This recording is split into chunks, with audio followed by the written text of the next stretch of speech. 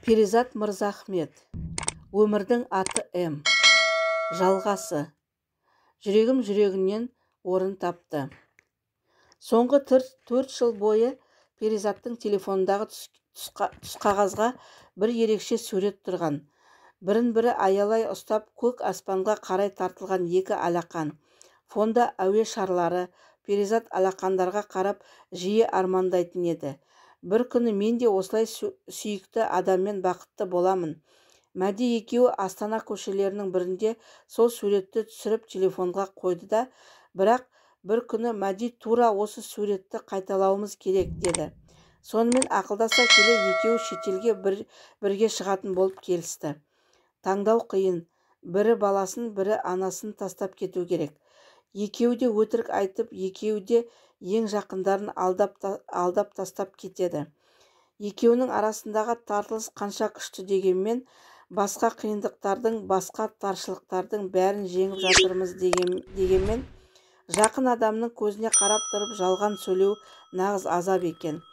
Ағынан жарылып шындықты айтайын десе, қабылдай ма, қабылдамай ма, түсіне ме, түсінбей ме деген күмән екеуінде де жеп барады.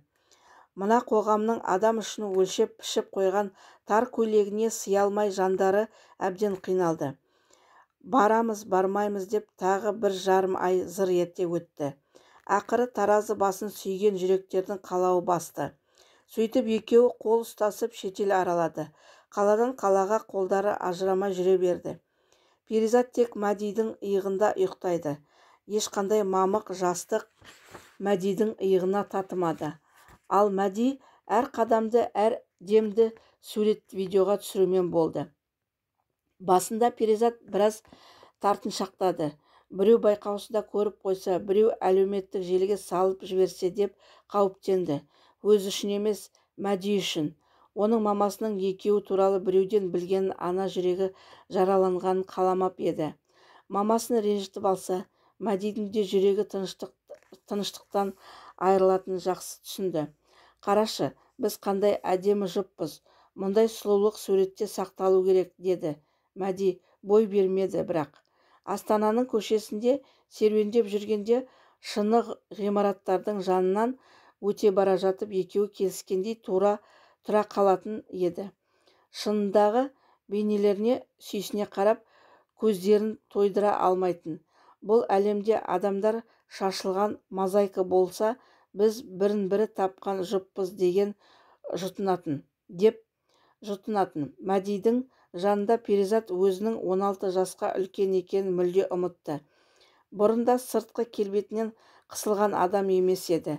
Бірақ Мәдидің жанында бөлек сенім орнады. Мәди балапаным деп еркелетеді. Жымиғаныңай, ерніңді тістеп ойлағаныңдай, шашыңды қайырғаныңдай, қасыңды көтеріп сөйлегеніңай деп тамсанудан жалықпайтын. Мәдиге дейін жұрттың бәрі дос болсын, таныс болсын, әріптес болсын, мысың басып тұрады дейтін Перизатқа. Содан Перизат өз ебедейсіз палуан сияқты сезінетін. Ал Мәди жанында жылдар бойы жұрт көзінен жасырған нәзіктік оянды. Қыз болып қылық көрсете алмаған Перизат бүршік жарған гүл құсап күн сайын ашыла берді. Жұрттың бәрінен мықты болмасам, жұртты кім қорғайды, кім құтқарады деп жүрген Перизат өзінің алпамыста қобыланды да емес екенін, әлсіз болу, нәзік болу қалыпты дүние екенін қабылдай бастады. Тура 6 түн 7 күн екеуінен басқа дүние бар екенін ұмытып, бірін-бірінің құшағынан бар әлемді тапты. Екеуіне бәрі қызық, бәрі көркем.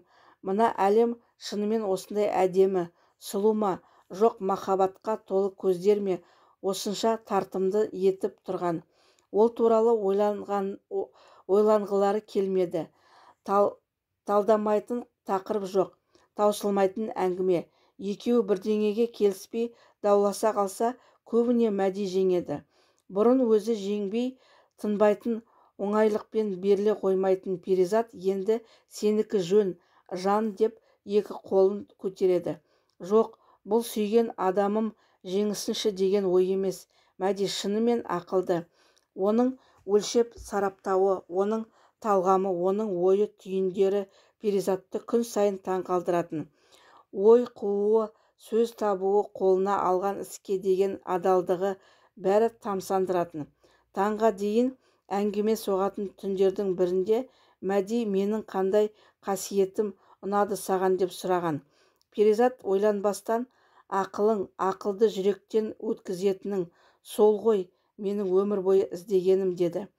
Ал мен сенің күлкіңе құлағанмын. Саған тек күліп жүрген жарасады. Сені күлдіре алсам өзімді ерекше бақытты сезінем деді. Мәди бақытты болу оңай екен ғой.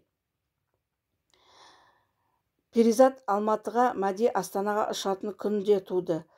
Қым-қуыт тірлікке қайтып оралу, аптасына бір кездесіп 12 сағат қанағат қылатын күндерге қайтып оралу қиынға соқты.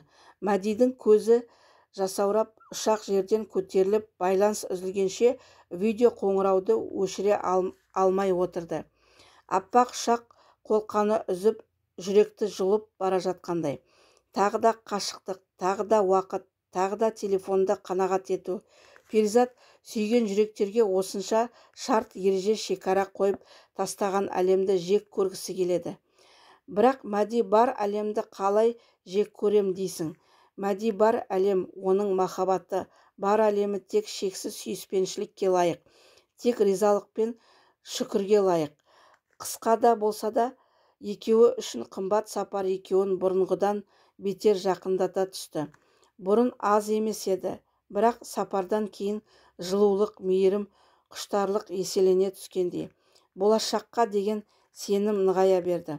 Алматыда ма, Астанада ма, жоқ, тіпті шетелде ме, әйтеуір бірге тұрамыз, үй боламыз, бірге қартаямыз деп еш күмәнсіз айта бастады.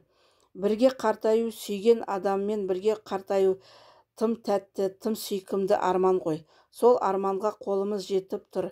Енді ол арманнан ешкім де, ештеңе де адастыра алмайды деп сенді. Перизаттың қатарластары балалық шаққа Зена жауынгерлер ханшайымы деген сериалмен өсті. Менің ием оны ерекше жақсы көретін. Өйткені Зена әділ, адал, батыр, епті және ең бастысы бәрін құтқарады.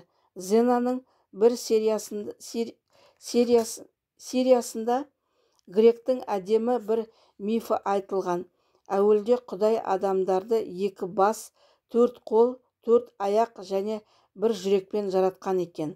Мұндай адамға тіпті құдайлардың шамасы келмепті.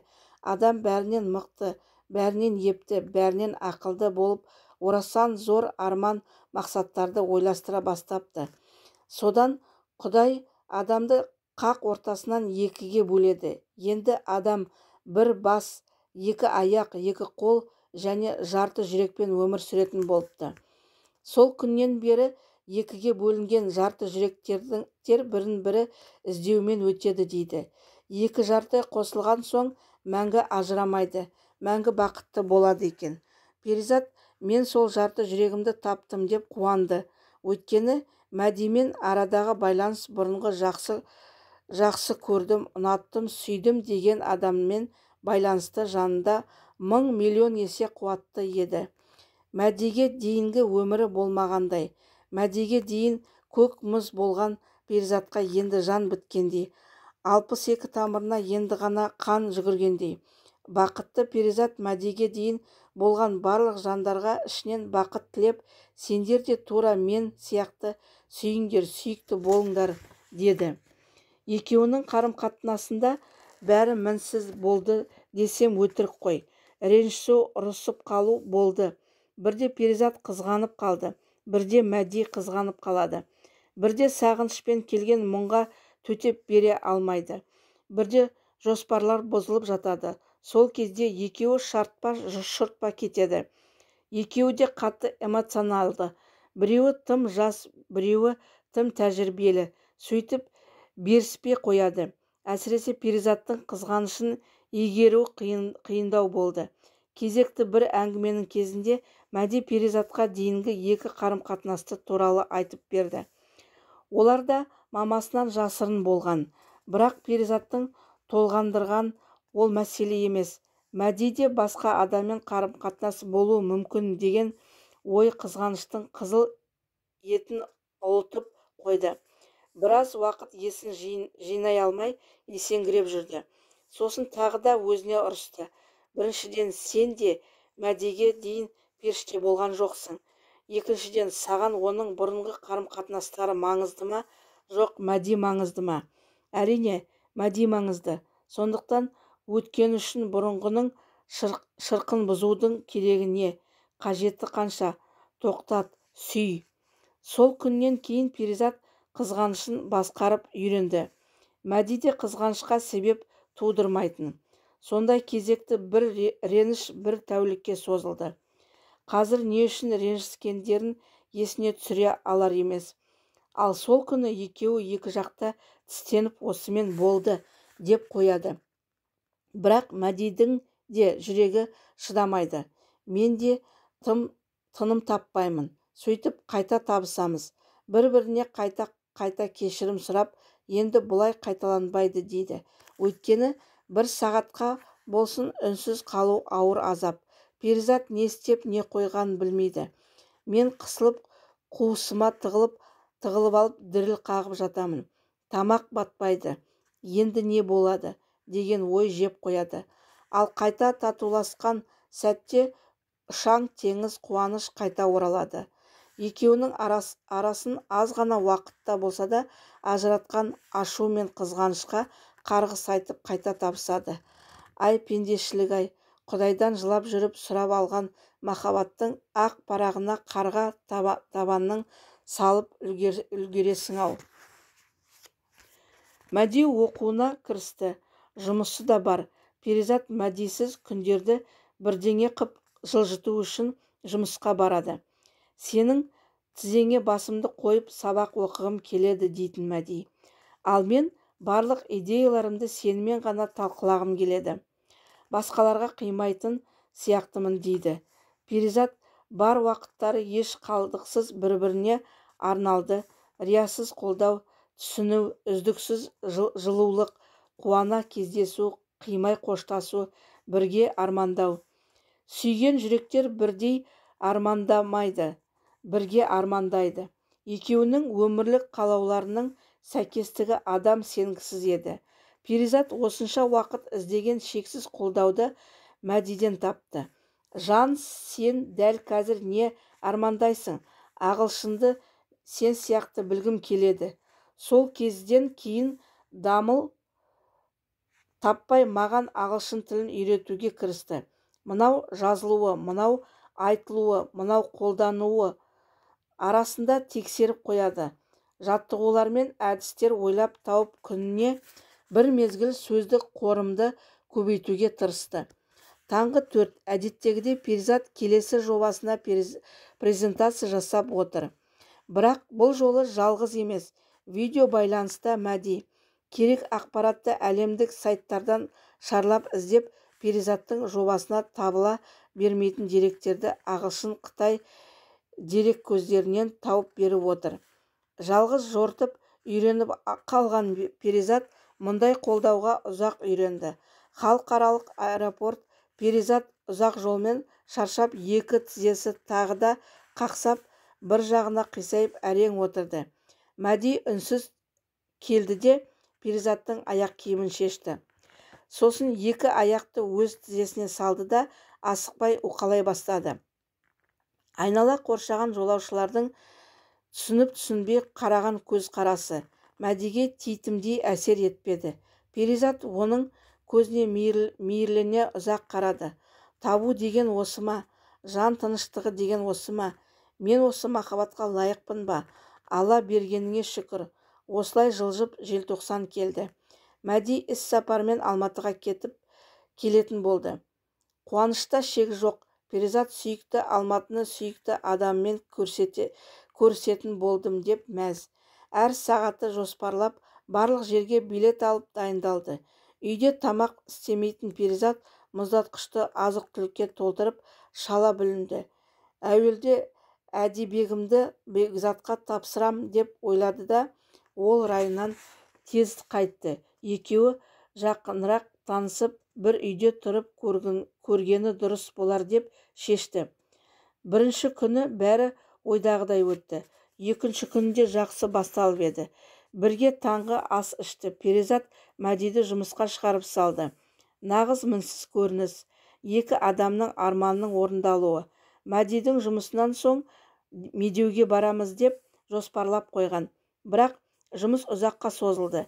Кешке қарай Мәди: достарым медеуге вип билет алып қойыпты. Сені тізімге енгіздім деп жазды. Күні бойы Мәдидің жұмыстан шығуын күтіп отырған Перизаттың басында тыныш жатқан бомба гүрс ете қалды. Достарыңмен Астанада да кездесе аласың күнде, ал мен Алматыны сенімен ғана аралағым келген. Медеуге мен де билет алып қойдым. Неге екеуміз ғана қыдырмаймыз деген ойлар миына құсап жарылып жатты. Бірақ Мәдиге білдірмей: мен бара алмаймын, өзің қыдырып кел деп жазып жіберді. Сөйтіп баласын жетектеп салы суға кетіп үйге қайтты. Ішіне тағы да қызғаныштың шоғы түсті. Мәди бірдеңе сезгендей: мен сені сүйемін деп бірнеше рет жазды. Бірақ Мәдисіз минуттар жылжыған сайын Перизаттың қабағы түнере берді. Неге мені емес достарың таңдады? Миына кіріп алған осы ой менің үнімді тұншықтырып, Перизаттың басын шыр көбелек айналдырды. Бағына түскен шоқ өртке айналып барады. Мен шырылдап жатырмын. Ол сені сүйеді. Ғалымдар адамның қалыптасуының 95% балалық шақта, 5% ғана өсе келе қалыптасады дейді. Бала шақтағы ойларымыздың бәрі біздің үлкен өмірімізге тікелей әсер етеді. Тағы да ғалымдар ми көбіне негативті есте сақтайды. Негативті сақтау арқылы болашаққа кездесетін қауіптердің алдын алады. Эволюция заңы: ми қорғануы үйренбесе адам бұл ғасырға дейін жетпес еді деп жазады. Расында, кішкентай күннен таңдаулы боламын деп жанталасқан ми сол ойды қайтадан алып шықты. Мені таңдамады, мені сүймейді деп айқайлайды. Неге мен емес деп жанталасты. Сен ол үшін кәрісің, ол жас, оған достарымен уақыт өткізген қызығырақ. Сен оған ермек қанасың, сенің балаң бар, сен ажырасқан әйелсің, сенің оған керегің шамалы, сен оған қосымша жүк қанасың. Сұмдығай, ми сананың түкпіріне жатқан барлық негатив ойларды аямай қопарып алып шықты. Ол солай Перизатты қорғап жатырмын деп сенді. Түнгі сағат 1. Мәди үйге келді. Перизат есікті үн-түнсіз ашты. Мәди табалдырықтан аттады. Салқындықты Мәди бірден сезді. Онсыз да бір боранға дайын келген көрініп тұр. Жан, не болды? Ештеңе? Олай емес. Құшақтамайсың ба? Керек емес. Мәди сыртқа киімін үн-түнсіз шешті де төргі бөлмеге өтті. Перизат өз бөлмесіне кетті.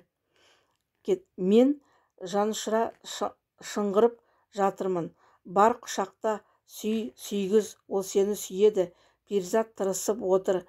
Аяқ астынан меңіреу болды да қалды. Мәди кірді.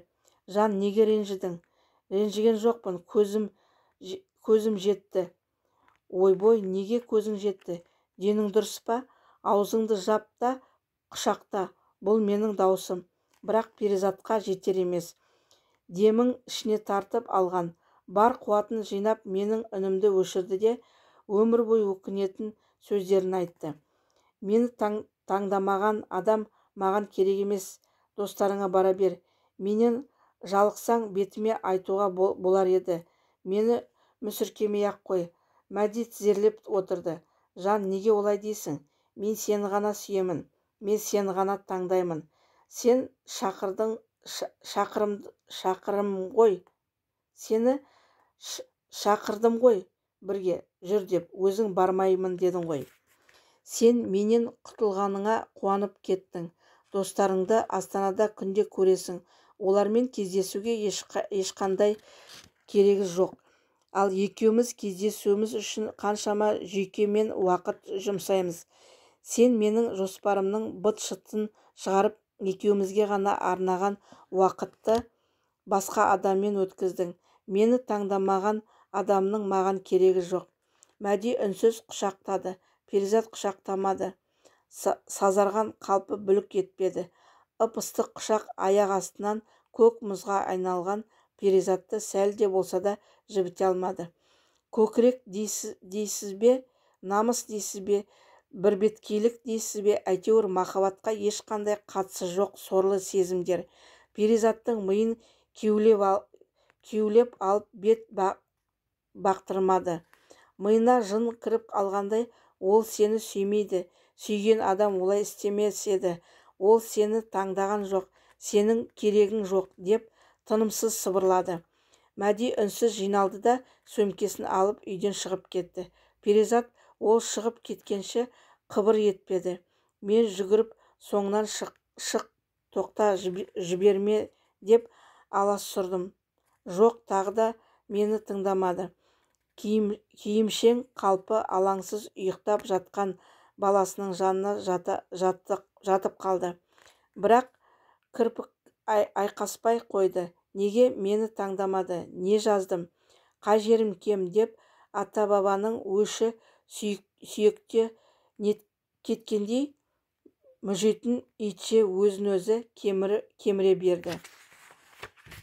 Сосын ойымдағының бәрін айтуым керек деген шешімге келді де Мәдиге жазды. Екеуі таң атқанша жазысты. Мәди қорғанумен, Перизат шабылдаумен болды. Мәнсіз, мағынасыз топас соғыс, ешкім жеңбейтін, бәрі жеңілетін сорлы майдан. Әттең сол сәтте түсініп кері шегінген бір бейбақ болсайшы. Ертеңіне Мәди тағы келді. Үнсіз ғана құшақтап тұрды. Перизаттың миы бала күнгі таңдаулы болмаған күйін қайта қопарып қорғану түйісті. Кірпіші жиырылып сөзді де әрекетті де қабылдамай қойды. Баяғыда шаң басып қалдым деген проблема алдымнан қайта шығып, осы сәттегі келешектегі бақыттан бас тартуға итермеледі. Тек қана қорғану үшін, сол сәтте Перизат үшін бұл ең дұрыс шешім еді. Сен мені таңдамасаң, мен өзіңді таңдамаймын. Фу, не деген топас жалған ой, ақымақтық. Мені тыңдашы, райыңнан қайтшы. Бұның бәрі махаббатпен қатар қоятын сезімдер емес. Қаншама бақытты сәттердің еске алшы. Жоқ, ми беріспейді. Керісінше, ең жаман сөздердің бәрін кесе көлденең тартып, ең бақытсыз егіге жылаған, жылулық іздеген сәттердің бәрін тізбектей берді. Мәди кетті, Астанаға ұшып кетті. Күні бойы өзін-өзі алдап, оны-мұны тірліктермен жүрген Перизат кеш бата ғана Мәдиді сағына бастады. Қас қарайғанда ғана мидағы жанартаулар сабаға түсіп, менің сыздағаным сезіле басталды. Түн жарымына келгенде менің ұлыған үнім шықты. Сол үнмен бірге өкініш кірді. Перизат блокқа тастаған чатты ашып Мәдиге «Мен сені сүйемін, өмірімнен артық» деп жазды.